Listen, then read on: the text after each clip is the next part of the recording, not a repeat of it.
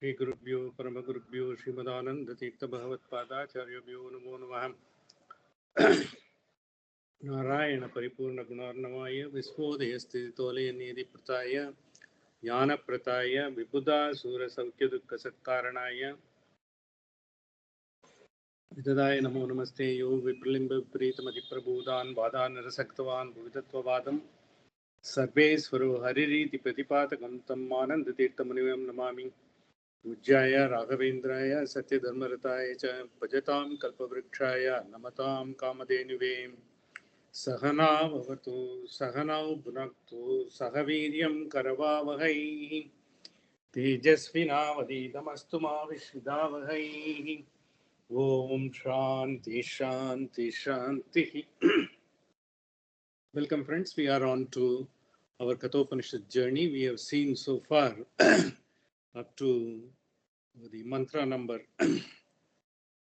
11 of the first chapter of the second adhyaya, and we have also seen in detail, as progressively how it has got the process of upasana to attain whatever we have learnt in the first adhyaya, and to actively take into our innards to make it into our own process of evolution that has been brought out very clearly in the last 10 mantras, which has been 10 to 11, 10 mantras, and 11th mantra also highlighted.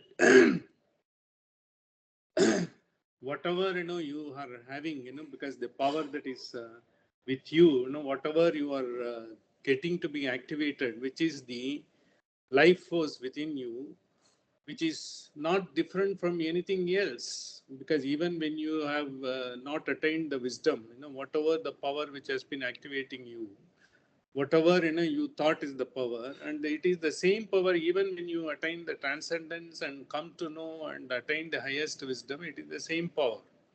It is the same power, which is irrespective of whatever the incarnations which you think because are possible for the Almighty to have taken. We have got the 10 incarnation in the recorded in our scriptures.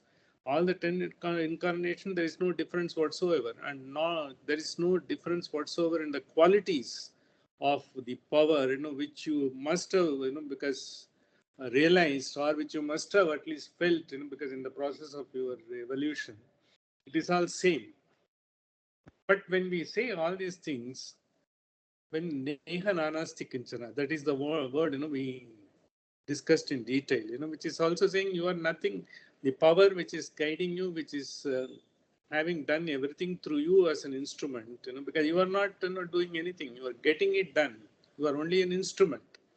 The power which is getting it done by you, because whatever way you realize, whatever way you didn't, you start realizing, whatever way you try to be, when you even don't want to realize, even if you don't believe in the power which is existing in you, but it remains as it is. There is no difference whatsoever.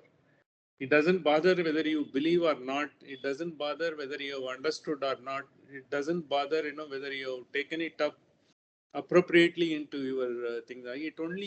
It just gives you what you could adopt in your lifestyle, attitude, and the living, what you are doing. Finally, the effect of whatever we are learning, whatever we are talking about, the Almighty, love, power, or the God, whatever we call it, because can only be manifested in the form of our own actions, where we are totally being part of, because once you submit yourself and you only realize that you are only an instrument, you are getting the things done, and he gets the things done. You are not the doer. Once you come to understand that you are not the doer, the ignorance vanishes, the avidya vanishes. This is Naham Karta Hari Karta. Whatever is being done is not by us, it is the power which is getting it done by us. We are only an instrument and we get it done. But why we are not doing the same thing? If that is the power, all of us must be doing it, because each one of us have got different stages of evolution. Some of us are in the sort of a prime of evolution. Some of them might have attained certain stages of evolution. Some of them must have attained the pinnacle of evolution. The great acharyas, they have all, Shankara, Ramanuja, and Madhvacharya, Nimbarka, Vallabha, Chaitanya, and all, they have attained the pinnacle of evolution. For them, it doesn't matter, but they have propounded different ways of rather attaining that particular side of. You are still in the base camp. You will have to climb, because there are so many sort of camps there, because you have got the base camp and then the first stage and the second stage, third stage.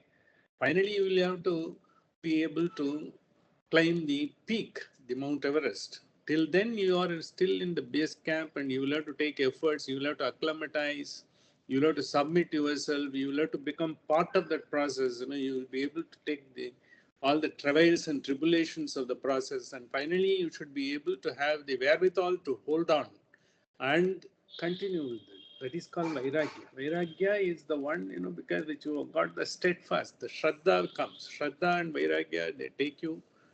And finally, what happens? Because it is a process. It takes its own time. Saburi, Shraddha and Saburi, as we see it in the Sai Baba temple. The Shraddha is the entire attention, devotion, and withstanding every obstacle that comes about, and because then trying to face it and not giving up your goal.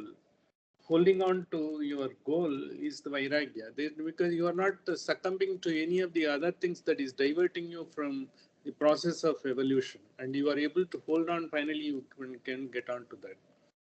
And this is the process that's being. Why should I do all these things? Because it is something which I don't understand. What is this evolution? What is this base camp? And why should you evolve various stages? And all? You be what you are.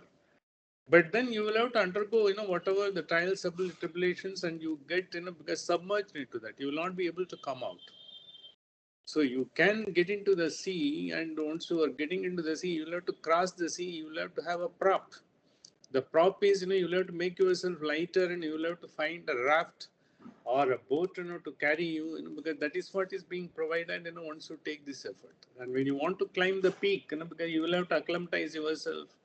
You will have to have, because your breathing techniques will have to improve. You will have to be able to fold the breath, and you should be able to get, the lighter food, because then, so that your body will be able to get the necessary nourishment, and as well as, it is not adding, not unnecessary sort of, the luggage to your body, because it takes away all the energy, whatever you have taken. The entire energy will be focused on what you are trying to attain. It is like, because if you don't want to climb Everest, the choice is yours. If you want to be in the base camp, choice is yours. But our scriptures never force you to do anything. It all says the possibility is there. The possibility of you getting evolved into the ultimate happiness, where you will be at any point of time will be bliss personified, and you don't have to worry about. That is possible.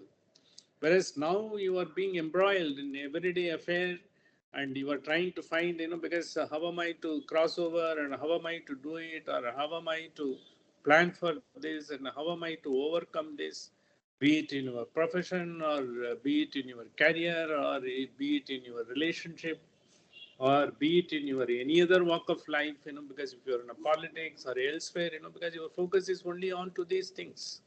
In that process, what happens is you are dissipating the energy and getting into the ways of the world. You try to see, because what is happening and what is, because you are seeing as the parameter, a metrics of success, you go by that. But none of them take you to the goal of happiness, because every time you get a sort of a pleasure, momentary pleasure, it is a transient amusement. It is not even a pleasure. You get into that, but it is not a deep and abiding pleasure.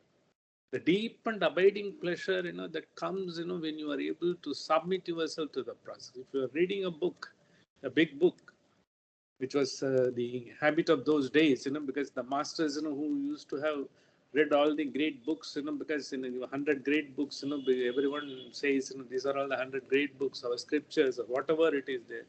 When you are able to read, when you are able to submit yourself, you are totally submitting the entire mind, your soul is getting into the process of evolution. But now, because your sort of attention span is so less, visual media and other medias are coming, even then, you will not be able to focus on few minutes. The optimum, the concentration point is just about 20 minutes. Beyond 25 minutes, 20 minutes, if you are able to do that, in you are someone very different, because we are being taken away. And if you go to the Google to search for something, but you end up searching for something else, because it takes you, because the algorithm takes you somewhere. The AIs are taking your energy to something else. You will not be able to focus on that.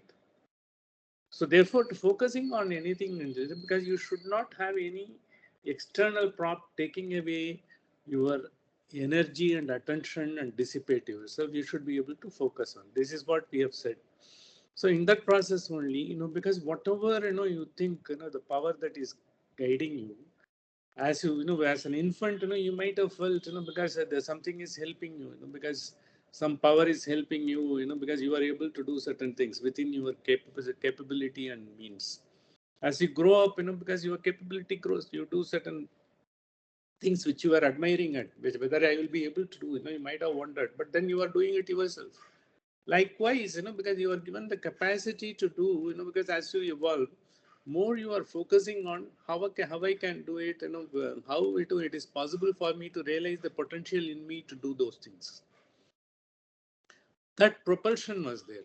That is why, because one of the things that it is not the greatest of scriptures, because you might have heard a guide, because who might have told you so many things about climbing the mountain or getting into the bottom of the sea and all. But all these things will not help unless, you are able to train yourself, focus yourself, and start doing it, because by learning, by few mistakes and understanding, because how you will have to overcome those errors which has happened in the process of knowing it, and finally when you get it, you will be able to do it. In that process of the correcting the errors and all, you will get the guidance from those the masters who have been with you, and perhaps the guidebooks or the scriptures, whatever it is, they help you to do that and all. But however great scriptures may be, however great gurus may be, finally it is you yourself will have to do it. How you yourself only will be able to do it, because that is it. When you are able to do it and say, well, you've got the instruments of, the hands, legs, and eyes, ears, and everything, the body has been given all those things. But all those things will have to be activated by the life power in you, and that is possible only by your mind. So you will have to, what we have seen in the mantra number 11, because only you will be able to transcend your mind, using the mind, training the mind, and through the mind, and you will be transcending the mind. It is like a pole vault. You use the pole to lift yourself, to the height, where you will have to cross the bar. And as you go near the bar, and then you leave the pole and put it in the keg, and you cross the bar. It is like that. Because at that point of time, because these are all enabled. And afterwards, because then you will have to do it yourself. Your guru will not come and hold you, or your coach will not come and hold you, or, because the practice what you have done, none of them will come. You will have to do it yourself. All your body will have to coordinate. Your legs, your eyes, your body and hands, everything will have to coordinate so that, you are able to cross the bar effortlessly, because get into the other side. So that transcend when it takes place, and because there is nothing much to be done afterwards, because you don't have to find any prop to be happy. You will always be happy. So that's why this process, because they will all take you to the level, and finally it is your effort. When the Upanishad tells everything and all, because then it is for you to take and by, slowly, as and when possible, by to the ability of our understanding, to the ability of correcting ourselves, to the ability of taking the cobweb out. When you will be able to take the cobweb out, when you are unnecessarily being bogged down in something called worry and something called distress and something called, because insurmountable problem. So many things might happen. Every day, is posing you something. When you get totally submerged into this, when you are not able to detach yourself and see what it is. So once you slowly evolve yourself, you will be able to get detached. You will not be submerged. You will not be acquiesced in the project, acquiesced in the process itself. You will be able to be away from the process and observe it and do it. So when you are doing that, because then what is that life power, who is helping you, who is the master who is guiding you, and all those things when we have talked about. So now this is who is that life power? How is he there? Because what is because how come because he is able to give. What is the process by which he gives you the power? Because the scriptures have given a figurative sort of a notation, to identify. Like we have got a womb. Womb is the symbol of the highest power, the primordial power, the power what we call it as a god, and it is the symbol of the god. The pranava, what we call, womb is the womb, ma, and nada, consisting of the four, because three letters and the nada, it's anatha brahman. Finally, because it culminates into the womb, it is the primordial sound. We said, from there only everything has emanated. When the creation, if at all it has taken place at that point of time, that is the first and foremost sound that is ever. From there only everything else has come. We have seen like that, and likewise, the same power, who was, the process, who is under whose command the entire creations of the entire galaxies, universe, everything has happened, and including us. We all have been created, and all the animals, flora, fauna, all the beings, and all the inanimate and animate, all the beings, whatever has been chara and achara, whatever moving and immobile one, even the hills, rivers, water, everything has been, all the five elements, which have all come into space, fire, everything when it has come about, and the same power is guiding us inside. That is why we call the Nehananastik. There is nothing other than that same power which is not, it is inside you as well. But how is he inside?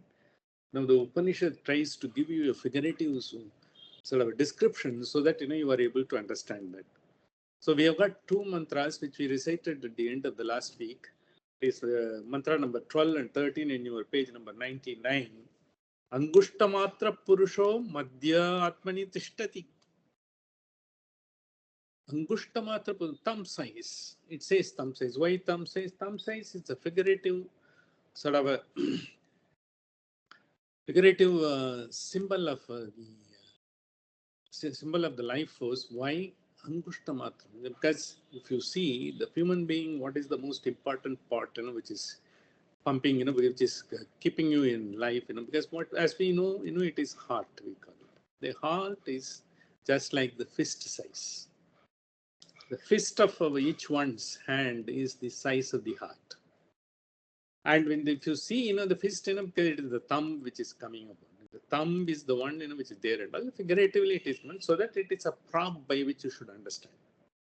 While the size of your heart is, because the thumb size, Angushtamatra Purusha Madhye Atmani Tishtati, it is in the being. And last week we said, it is in your Sushma Sarira, the life force is there and all.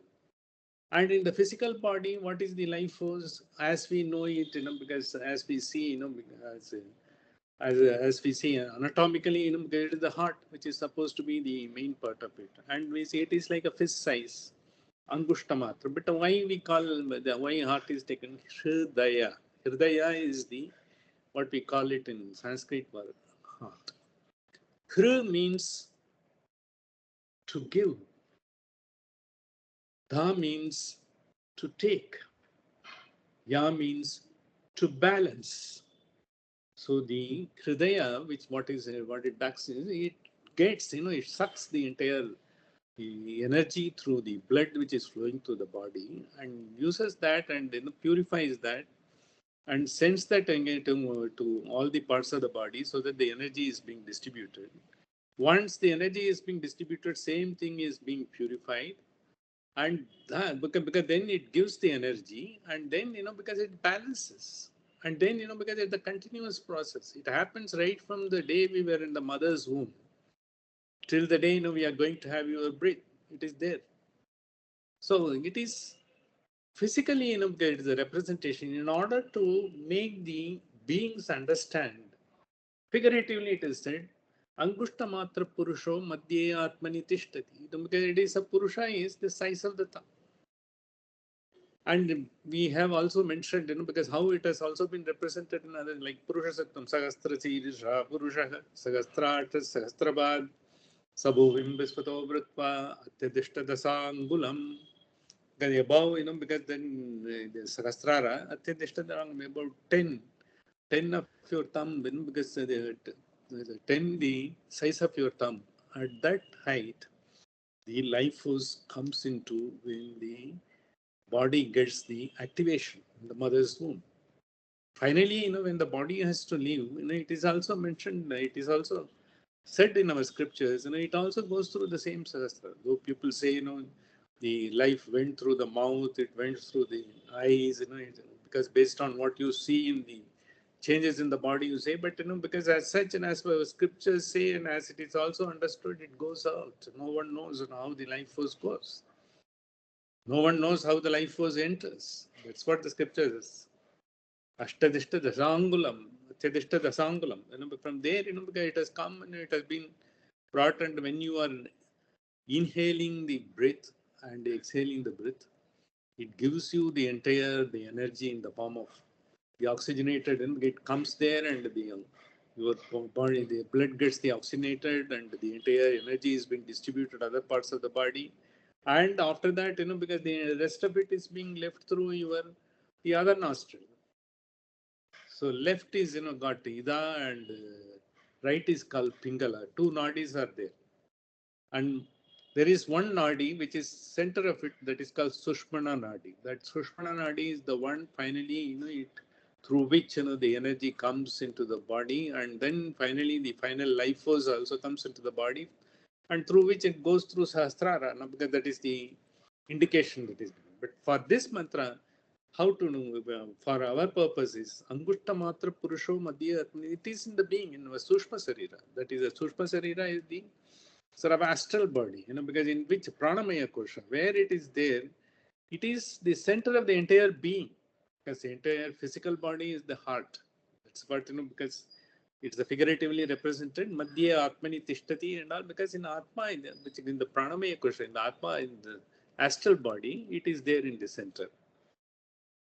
And who is that? Because in the center, what does he do? Because like in this heart is getting all the full, because the energy from the atmosphere and the oxygen is being drawn in, and then the energy is being given to all parts of the body through the blood, and the impure blood, after giving the body is being pured again, because filtered again, and that is being that air is being sent out to the other nostril, because so that because the all the one you exhale, and one you inhale, and another one you exhale, because when you inhale you get the cool blast of air into yours, where it brings the energy, and when it goes out, because it exhales, because then it is a warm, because it goes out, because it has been purified, it has been just filtered out and taken out and all.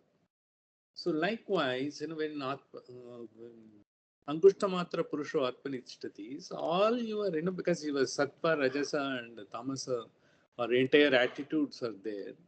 And when you are able to, because evolve, with your upasanas, with your efforts and vairagya, with your constant efforts, when you want to evolve into a wonderful human being for which you are destined, God has given you, because the choice is for you to take that process and make yourself a wonderful human being. If you don't want to, the choice is yours.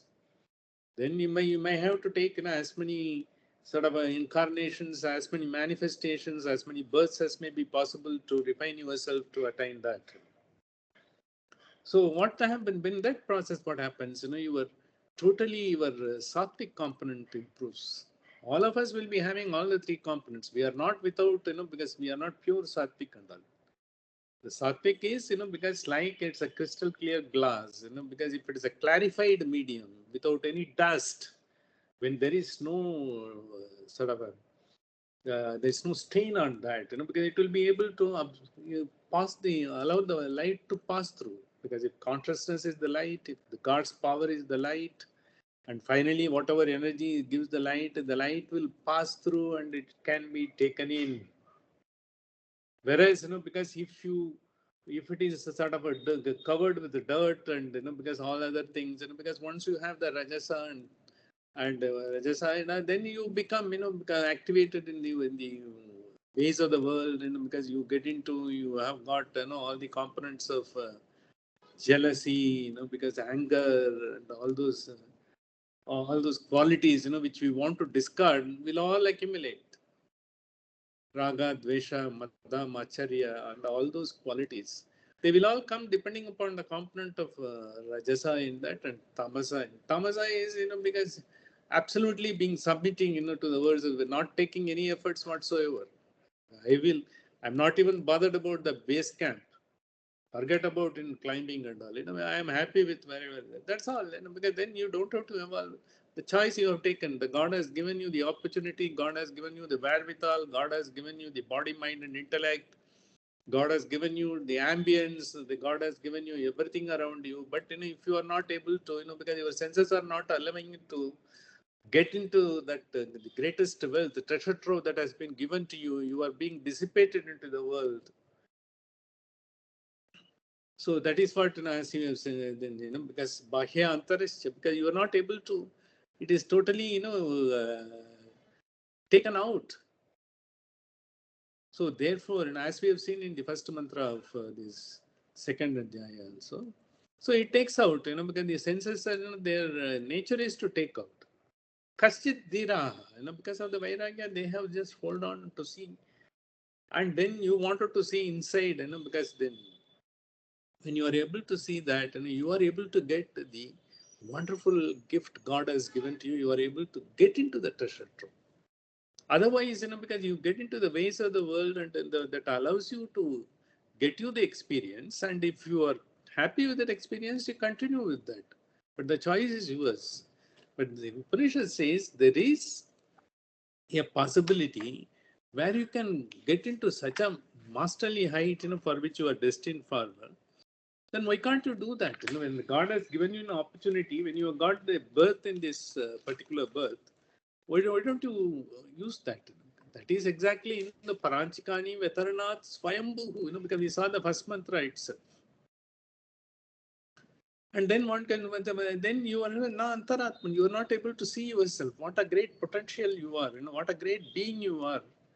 You are such a wonderful being, you are not able to realize and see yourself. But you think, because what you are doing is you are safeguarding your limitations. You are not coming out of the limitation. You are not breaking the limitation. You are not, when you see transcendence, because transcending your limitation, getting into the highest echelon for which you are destined for, you are not able to take that.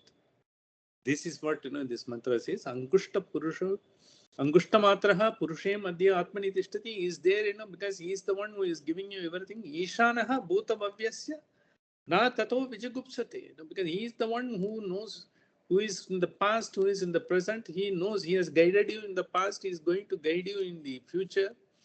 And as well as he is going to be guiding, he is guiding you in the present also. Na Tato Vijagupsate. Once you know that, so why he is the Lord, past and future, knowing him, one doesn't fear thereafter. Vijagupsate. You will not be worried, because if it happens, the klesha will not come. If that happens, if I get into this problem, I see, that man attempted to do this business and he failed. He wanted to pass this exam. He tried so much, but he couldn't. He wanted to get that job. He couldn't. His relationship, because has broken. And you go on, you will go on saying so many things, with the failures that is happening. At the same time, you will be also be jealous of the people whom you think are succeeding. He was nobody. Now he has got a multi-million dollars and he has got a huge house on the seafront, because he has got the sort of retinue of cars to take him wherever want. He has got his own flight as well, this and that, and he has got a full paraphernalia. So you think like that, but you don't know, what is his exact, everyday fear, everyday sort of, his status of living. What are all the things, because he's undergoing.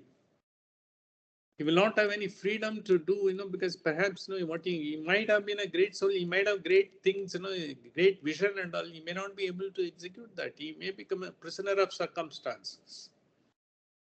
We all want to strive to become a prisoner of circumstances because we are very happy with that. And we can always say, because I could have done that because of these circumstances. We could.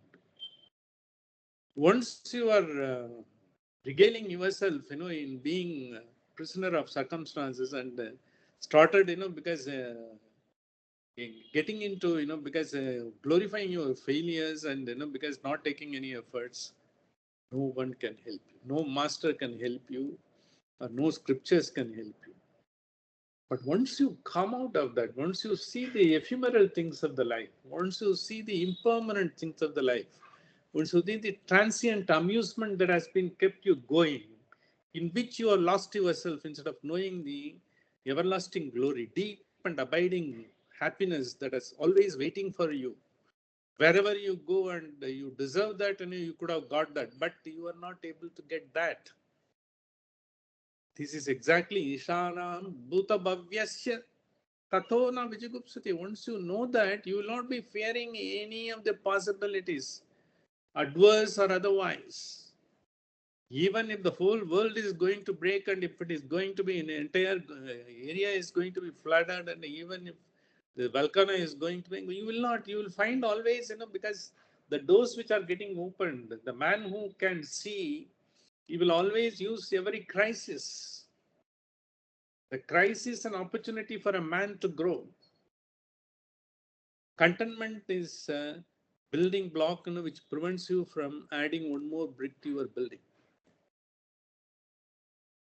Contentment in the sense, you should be happy with whatever you are getting. You should not be ambitious, over ambitious on impossible things by comparing the metrics of the life as to what happens.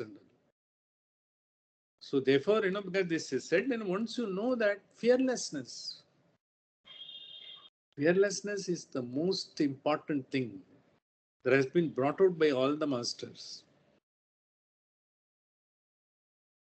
So that we have seen, in Bhajagovindam also it says Nirbhayatvam. Nirbhayatvam is the highest possible of evolution.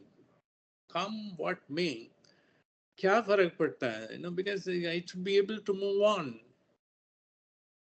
So that is why that Bhajagovindam, it's also when you have, you'll have to always have the company of our good people, and then, because from there, you get Nischala Tattvam, because you will not be getting vacillations from Nisangatvam, Sastangatve, Nisangatve, Nischalatatvam, Nischalatatve, Nirbhayatvam.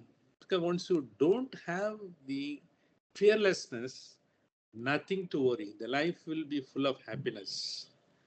It is a sort of a embodiment of happiness every moment. Angushtamatra Purusho Madhyo Atmani Tishtati Ishanam Bhuta Bhavyasya Na Tato Vijigupsate. The same mantra also says, Angushtamatra Purusho Jyotir Adhumukha. Jyotirva Adhumukha.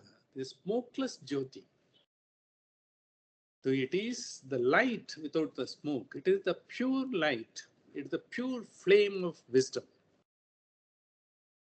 And Angushtamatra Purusho, the life force which is guiding you, it is the smokeless wisdom, in the sense doesn't contaminate any of your things. And gives you the pure thought. You will be able to give the pure thought only when your antenna is able to receive it. That's why in the pure thought, because when he gives the pure power and energy to you, you should be able to give with the pure mind. Pristine pure mind is the fundamental requirement for anyone to evolve. Irrespective of the religion, irrespective of the scriptures, irrespective of the paths you are following, irrespective everywhere, it is the common denominator, without which, because you will not be able to evolve into any other process. So this is most important. Ishana Bhuta Bhavyasya say Yavadyam Sa U Swaha. Ishana Bhuta Bhavyasya Sa Yeva Adya Sa U Shva. The one who is today, he will exist tomorrow. The life force is always there. Whether you are in this body or some other body, you were in earlier body, whatever it is there, is the Lord of the past and future. In whatever manifestation you are, whether you are an animal, whether you are an inanimate object, whether you are something else, or whether you are going to be something, in this life itself, we may undergo a change, because we are having this body and mind, with this particular figurative component. Because what we may be 10 years hence, we don't know, or 5 years hence, whether we will be here, we don't know. Or, because afterwards, how we will be looking, because whether all our sort of faculties will be active, whether we will be able to do everything, we don't know. But he will always be there, and he will always be guiding you to have the life what you would deserve. In both the mantras, they said, Angushtam matra purusho madhye atmani tishtati, Ishanam bhuta bhavyasya na tato vijagupsate. He is the one you don't have to have. Yetat vai tat. This is that. You don't have to know anything. This is when once you will be having a fearlessness. Once you are going to be, because the part of the glorified existence of which, because you are a part and for which you are destined for right from the beginning. Once you know the treasure trove of your mind, because that is what is, you are going to be, and you don't have to worry about anything. And once it is there, I don't have to fear anything, because any obstacle that will come about, you will be able to easily wade through, and you will be able to pass through like a spark of a light, because in darkness you will be able to do, and you do not have any sort of a unwanted, the thoughts and minds, because you have that what we call as avidya has already been eliminated. The angushta matro purusho jyotir Angushna even Jyotir Iva Adumaka, because in Adumaka, Dumaka is the smoke. Adumaka, it is smokeless Jyoti. It's the pure, pristine, pure Jyoti. And because you will not be able to, it is a spark, because you become some sort of a reflection of the Jyoti, and you get the energy from this Jyoti. So once you know that is there and all, and it is there with everyone else all over the world, and every being is having it. So you don't know, it is the same which is guiding you, and you see everything in the God, and you see God in everything. That is the ultimate, because this is what is in these two mantras are telling. That is why, because once you know the godly aspects in everything, and every other aspect in the God, whichever religion or whichever sort of denomination you belong to, or whichever sort of a philosophical stream you are professing to, all those things, because we'll come to this particular, you don't have to fear. The fearlessness in the true sense of the term. There is no man, who is fearless unless he is able to walk, and whatever be the vicissitudes, whatever be the insolent world may throw at him, whatever, because he may be boosted up to the sky high, because even people, who want to get the things out of him, he will be like a rock of Gibraltar. He will not be moving. That is what this mantra has said. We will see the rest of the two mantras, before closing this second adhyaya. With this, I will try to conclude today's session. Sahana vavatu, sahanau bhunaktu, sahaviryam karavavahai, तेजस्विनावधीतमस्तु मा विश्विदावहै ॐ शान्ति शान्ति शान्तिः. Thank you.